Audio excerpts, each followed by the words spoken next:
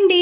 ఈరోజు నేనైతే అరటికాయ ఫ్రై చేద్దాం అనుకుంటున్నానండి. చూడండి అరటికాయనైతే నేను తొక్క నీట్‌గా క్లీన్ చేస్తున్నాను. ఈ అరటికాయలతో ఇదే తలనొప్పండి బాబు.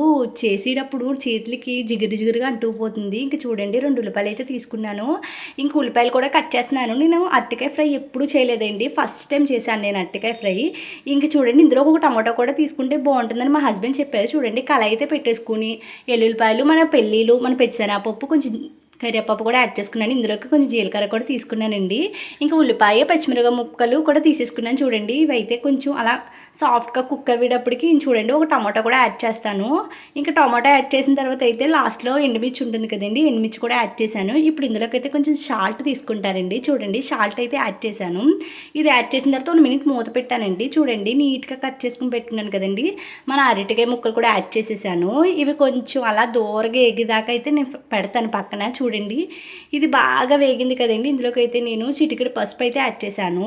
చిటికెడు పసుపు అయితే యాడ్ చేసుకున్న తర్వాత ఇది మనం బాగా స్మాష్ చేయాలి. తర్వాత అయితే ఇందులోకి చూడండి కొంచెం కారం కూడా వేసాను. ఇది బాగా కలిపిన తర్వాత గరం మసాలా కూడా యాడ్ చేసుకున్నానండి. ఈరోజు మా అరటికాయ ఫ్రై చాలా అంటే చాలా బాగా వచ్చిందండి. బాయ్ అండి.